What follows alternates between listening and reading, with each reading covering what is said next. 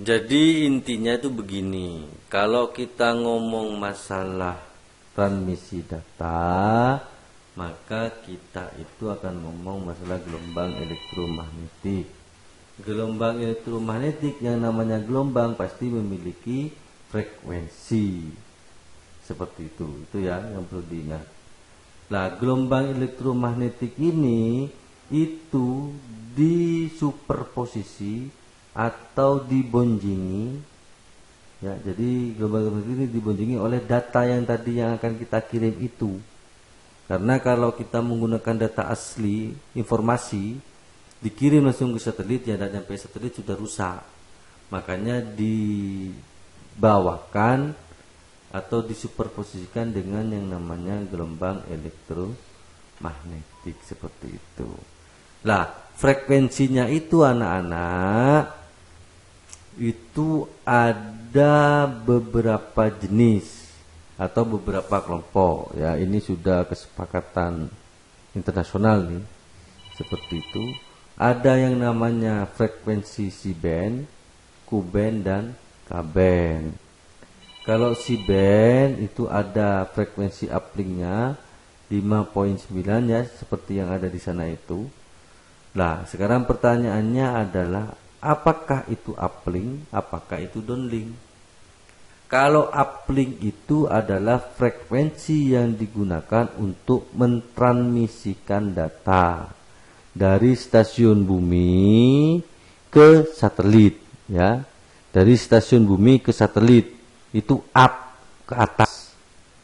Tapi kalau dari satelit ke stasiun bumi ini kan turun. Itu namanya downlink ya. Jadi frekuensinya beda-beda. Jadi ada frekuensi C-band, Q-band dan K-band. Ini dalam komunikasi satelit ya. Seperti itu. Jadi kalau uplinknya itu antara 2 sampai 6, 4 sampai 6. Seperti itu. Di sini tulis 5.9 sampai 6.4 dan seterusnya itu ya. Nah, ini kalian pelajari ini. Jadi harus paham ya satelitnya itu. Nah, bagaimana kelebihannya?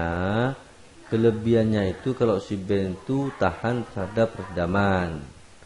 Kalau Q-band itu kapasitasnya relatif besar, frekuensinya besar nih ya.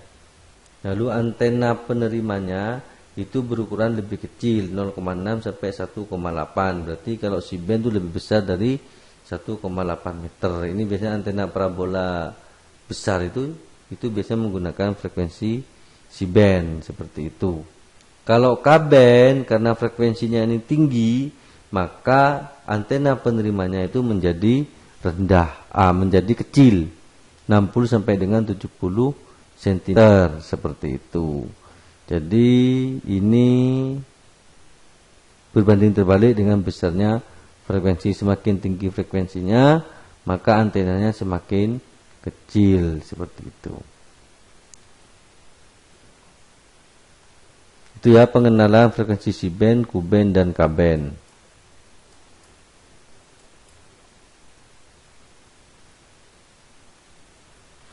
Selanjutnya adalah teknik multiple access pada komunikasi satelit. Maksudnya teknik multiple ini banyak. Multi access seperti itu. Jadi satelit itu diakses oleh beberapa stasiun bumi. Itu namanya multiple access. Jadi contohnya misalkan satelit A. Dia itu memiliki transponder atau frekuensinya itu ya, transpondernya itu antara misalkan 500 sampai 600 misalkan.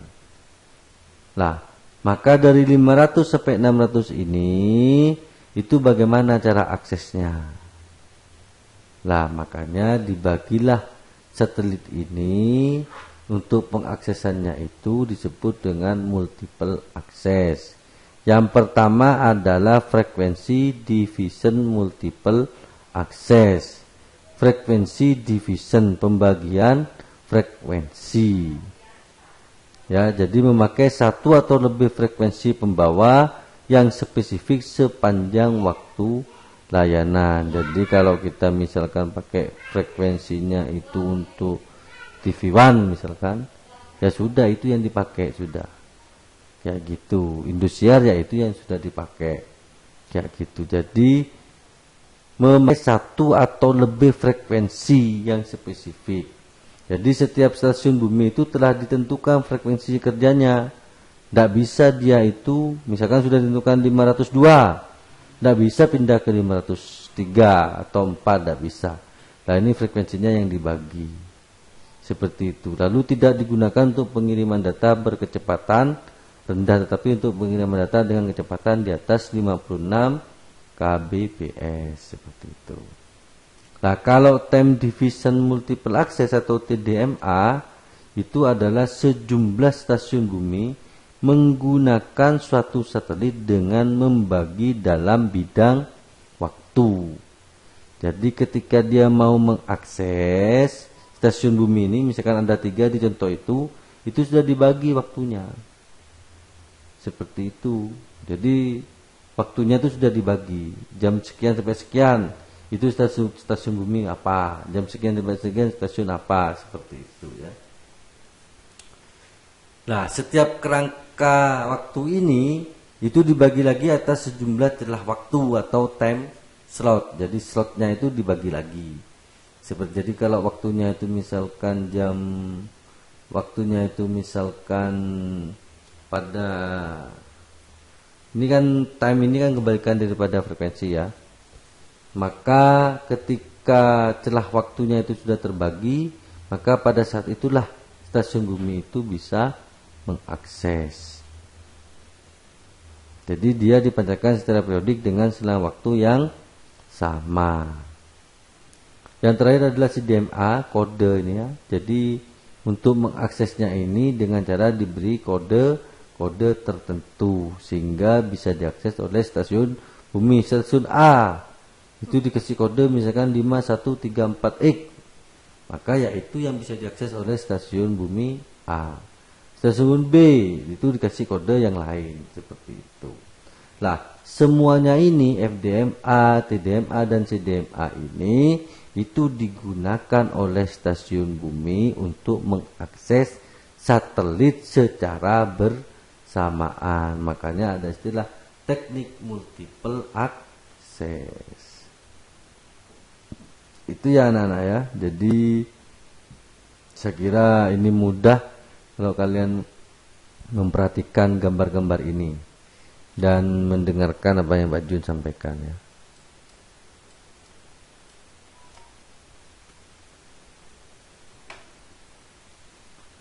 Yang terakhir adalah faktor yang mempengaruhi kinerja sistem komunikasi satelit. Jadi seperti yang dijelaskan tadi nih, bahwa dari stasiun bumi dikirimkan data dengan cara karier ke gelombang elektromagnetik ya ke satelit pada jarak tertentu sesuai dengan orbitnya.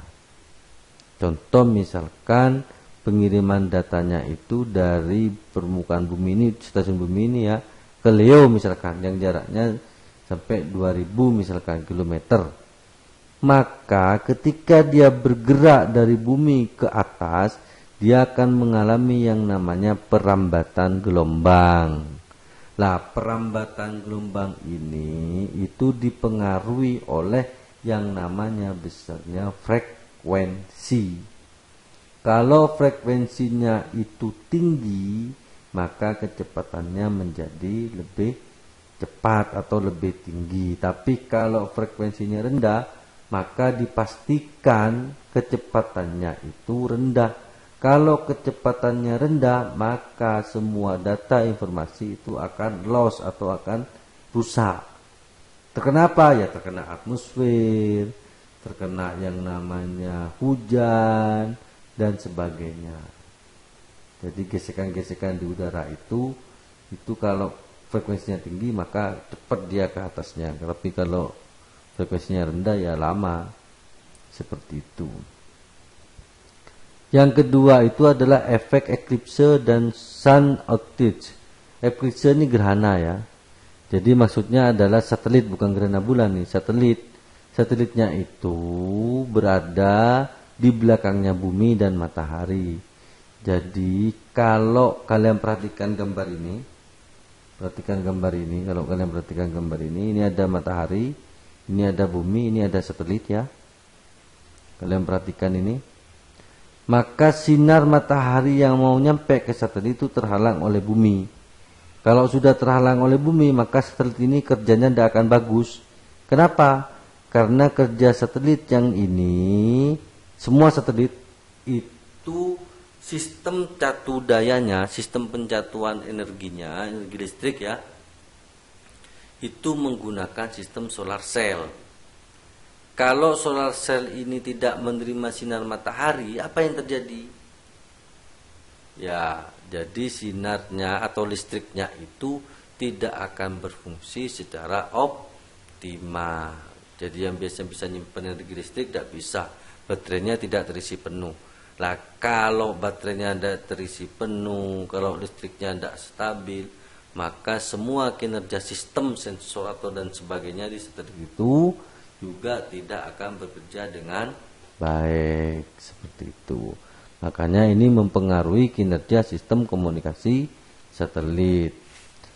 Lah untuk sun outage itu kebalikan daripada eklipse. Apa kebalikannya? Jadi posisinya satelit itu dekat dengan matahari. Sama ini. Setiap zat padat atau konduktor itu pasti akan dipengaruhi oleh yang namanya suhu. Kalau suhunya tinggi, bisa-bisa nanti strukturnya itu akan rusak.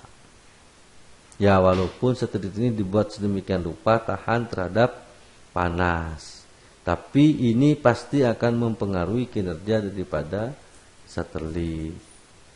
Bisa jadi sensornya tidak bekerja dengan optimal, baut-bautnya itu mulai longgar dan sebagainya ya. Listriknya itu kelebihan listrik, kan begitu. Nah, ini yang dikatakan mempengaruhi kinerja sistem komunikasi satelit. Itu ya. Redaman hujan, ya ini jelas sekali.